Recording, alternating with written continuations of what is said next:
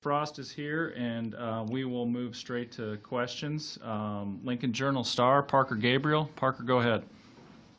Hey Scott, I hope you're doing well. I guess we'll just get right to it. Do you have a starting quarterback, and do you plan on announcing one this week?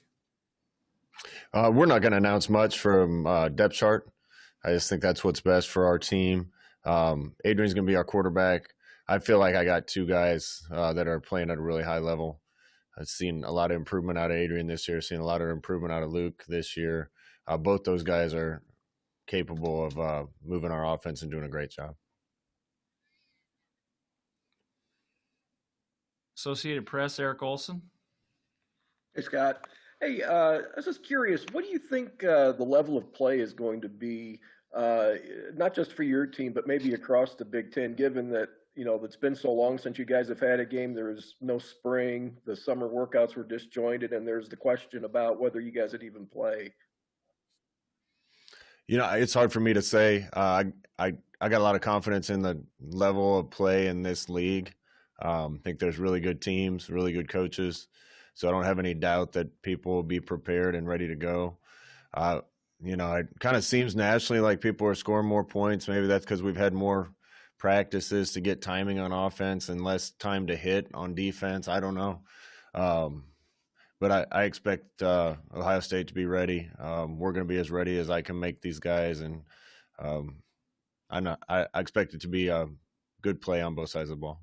Is special teams, that was something that in a lot of the early season games across the country that there are some struggles in special teams. Were you able to learn anything from kind of watching the other leagues as they got started a few weeks ago with regard to that and maybe some other areas like tackling? You heard the stories about a couple teams not doing any live tackling going into the game. I don't think I needed to hear that to know that that's probably not a good idea. Obviously, you don't want to get punts blocked. That's cost a couple people some games. Sam McKewon, Omaha World Herald.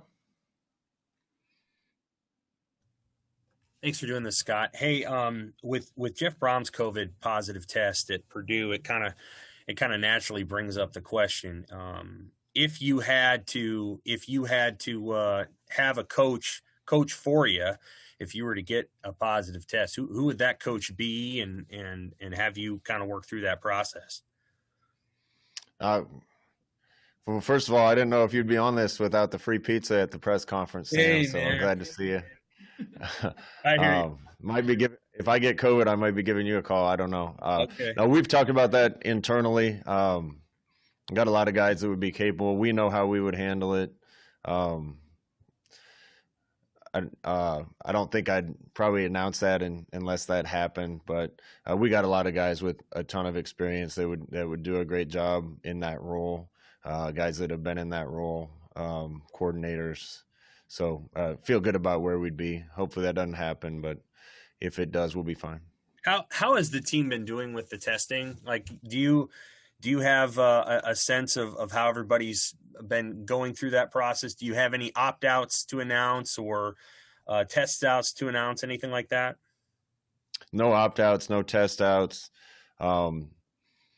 We've been at this quite a while, and I've said this before, but I don't think our guys are really afraid of this virus. They're in an age group in a health category that doesn't seem to affect them that much, so we have to make sure they're doing things the right way.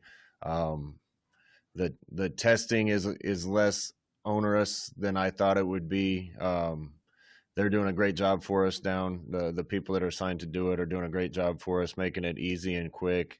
We feel safe because we're getting tested every day. I come here and come into work and go to practice and go to meetings and get tested and go home. So I'm around the same guys all the time, and we all know that everybody's getting tested every day. So I think we're in about as safe of an environment as we could possibly be. Thank you. KLIN, Kaleb Henry. Hi, Coach. Finally, game week. Where have you seen the most improvement for your team over the course of this extended fall? And then also personally, where have you improved the most or seen the most improvement in yourself over the course of this fall? there's been a lot of things that have happened this year that every coach in the country's had to deal with that they didn't expect to deal with. I think we've done a good job of managing situations that you didn't expect. And in general, I think our coaching staff does a good job when there's pressure on them and we have to make quick decisions. It's kind of been that way all year. I feel like we have gotten better, even with a lot of circumstances that might not lead you to have the opportunity to get better. So I think our coaching staff's done a good job with that. This is a process that always has been since I came here. I've seen a lot of improvement in a lot of different position groups, and we're just going to keep getting better, and hope that's enough to win some football games. Omaha World Herald, Evan Bland. Hey, Scott, just curious if you are able to announce players who maybe are in scholarships for this fall, and if so, what they did to earn those. Yeah, we got 3 that I can announce right now. I think everybody was aware of Luke Reimer getting put on scholarship. We put Cade Warner on scholarship and Damian Jackson on scholarship. We have one more that we're probably going to award before the fall's over, probably even before the first game here. But those 3 have definitely earned it. All 3 have been good leaders and good teammates for us. Luke's done some great things on the field.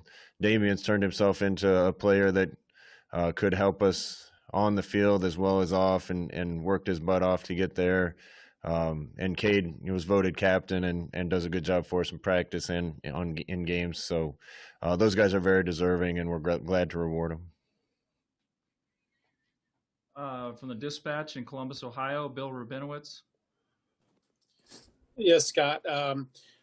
You and Ohio State, along with Iowa, were the most vocal programs in terms of pushing the Big Ten to reinstate football.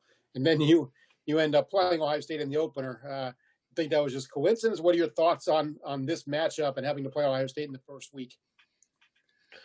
No, I don't think it was a coincidence. But we're grateful to Ohio State. It's strange where you find allies in certain things, and I think we had an ally in Ohio State to try to get the season played. I don't think it would have got done without Dr. Borchers there, without Ryan Day continuing to push it, Gene Smith continuing to push it. We certainly fought for it too. We fought because we thought it was the right thing to do, to have football. Our kids wanted to play. We thought we could do it in a safe manner. We weren't satisfied with the decision to not play, and kept trying to find opportunities to find a way to get it done. And we're grateful to Ohio State for having done the same thing.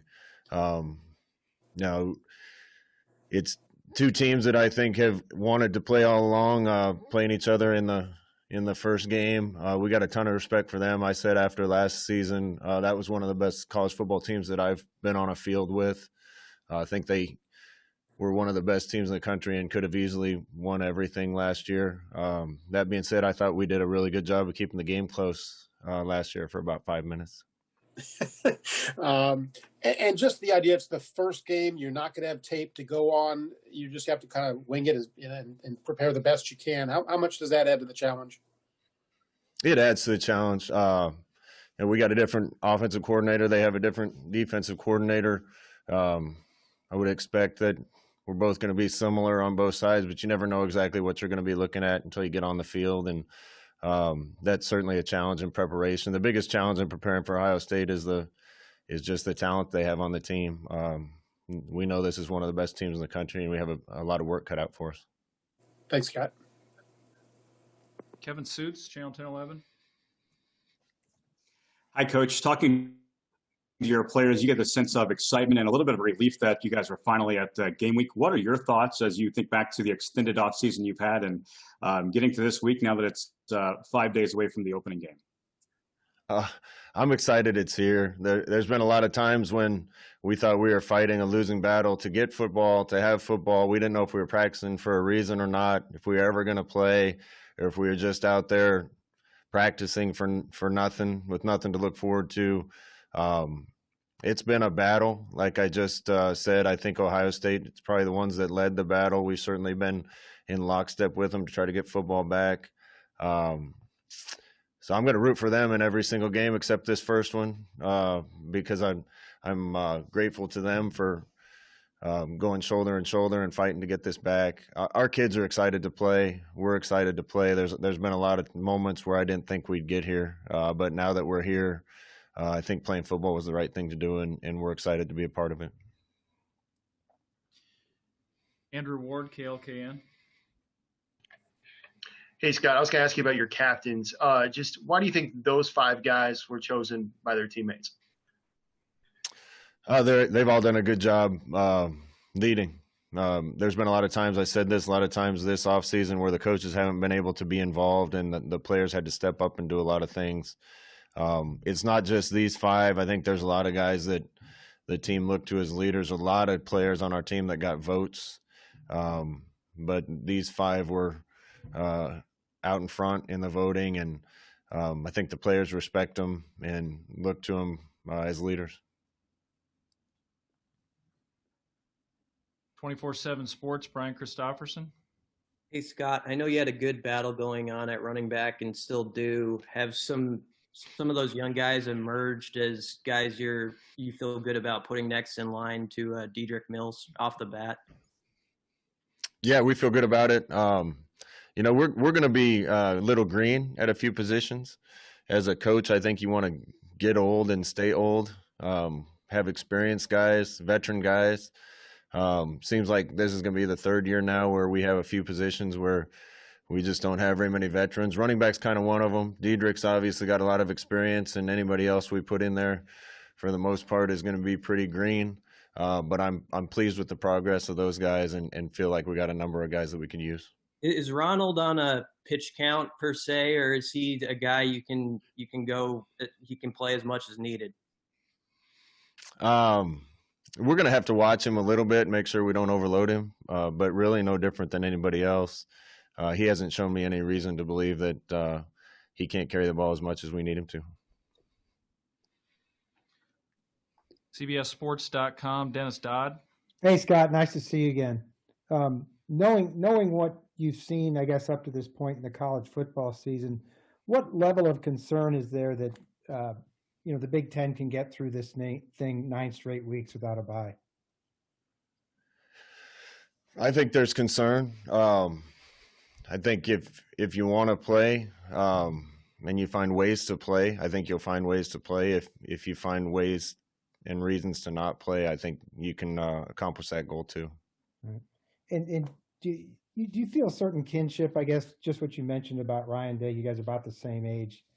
And you mentioned how you got here together and getting football back. Do you feel a certain kinship with him? Did you talk to him through this process?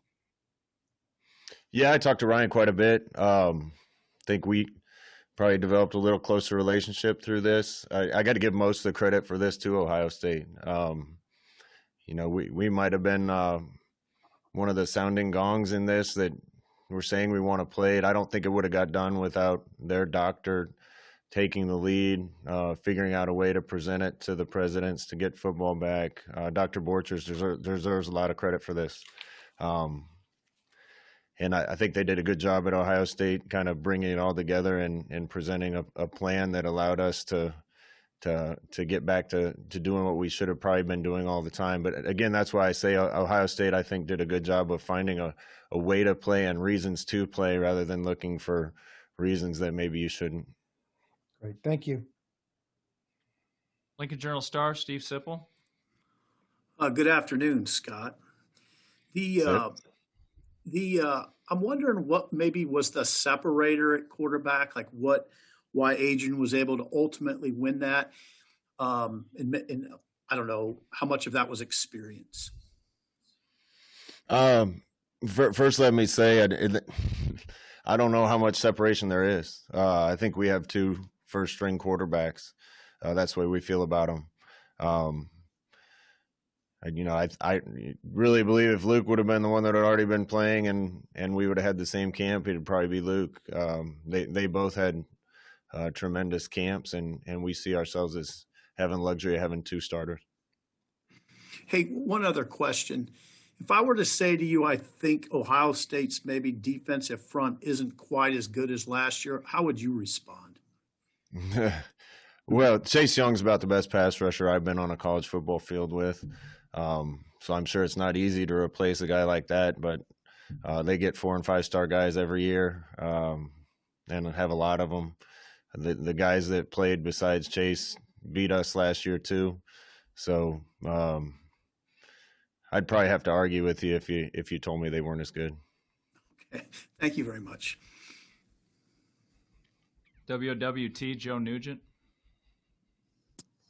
Hey, Scott.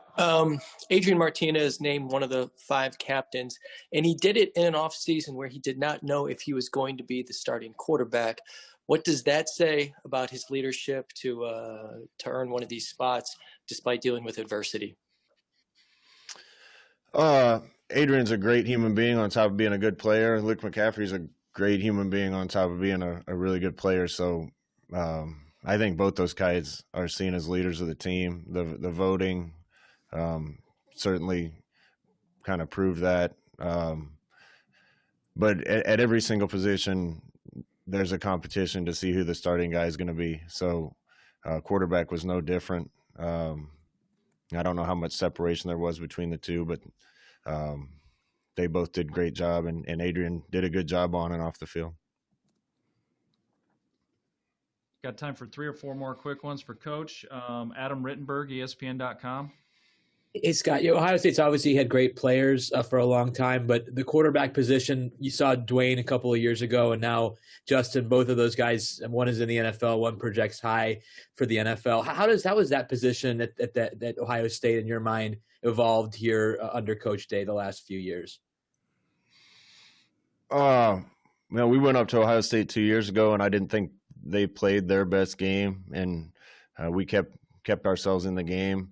Last year, I thought they played really well and had a really good team, and we were outmatched. Both quarterbacks were really good. Justin Fields to me is the better of the two. That's not take anything away from Dwayne, but for what they want their quarterback to do, he's really efficient. He can create plays when he needs to. He can take off and run and really hurt you. So he's a phenomenal player and surrounded by a bunch of other tremendous players. 11warriors.com, Dan Hope. Hey, Scott, just wondering how hard is it to prepare for a defense like Ohio State's when they've got a new defensive coordinator and you haven't been able to see them on film? That certainly adds to the challenge. Again, I thought we had some good plays for him last year, and the biggest challenge in playing a team like this is you'll have a gap, you'll have a crease, you'll have a little bit of space, and it gets erased really fast because of the talent they have on the field. Obviously, they have some really good coaches, and they do now. I'm sure those guys will put them in a good position, and we have to do a good job adjusting to what we see early on in the game. Thanks, Scott. Parker Gabriel, Lincoln Journal-Star. Hey, Scott, just sort of a cleanup question. Do you have any other guys that count in the injury category that you won't have for the season that you know of? Only other one I announced is Javen Wright. Had an MCL tear, had to have surgery on, and we'll probably be missing him for the year. Thanks. 2 more quick ones. Mitch Sherman, The Athletic. Hey, Scott, kind of backing up a little bit on this, you kind of hinted at the answer, but obviously the question that's hanging over every program every week in the Big Ten is hitting the numbers, being within the protocols that are more strict than every other league. Are you guys right now in the shape that you want to be in with the game 5-6 days away? Yeah, I don't anticipate us having an issue with the standards and protocols set by the Big Ten for a bunch of reasons. I think our medical staff's doing a good job keeping people safe. We've already had enough on our team that have either tested positive or have antibodies that I think we've gotten to a place where we're a little bit less at risk. Also, the rules for when you can play and when you can't. I think it's going to be hard for teams to get in red, and so I feel good about our chances of being able to play without going into that much deeper. Thanks. Last one for Coach Sam McKewon. Hey, Scott. Your kicking situation. You had to replace your field goal kicker, your punter, and your kickoff guy. Where do you think that those positions are at right now, and how confident are you that Coach Rutledge and the specialists have made significant improvements over last season? I think we'll punt the ball better, and I think we'll kick the ball better. Feel good about a couple guys that we have that are new. Feel good about some guys that have been here. And special teams has certainly cost us games instead of helping us win games. Getting the right specialists on the field is an important part of that, and I think we're in better position there. How has Rutledge handled this? Because it's obviously been odd the last 9 months. How have you seen him work with the specialists and just the groups overall? Well, he's off the field for us, so he's able to kind of coordinate. Our coaches have to do the coaching of it. Rut certainly helped us by giving us a guy that can devote his time to it. It's still on the assistant coaches to take the plans and get them executed with the players. But I think that formula has helped us. Thank you. All right. Thank you, Coach. And we will have Matt Farniok here in a couple minutes to finish up.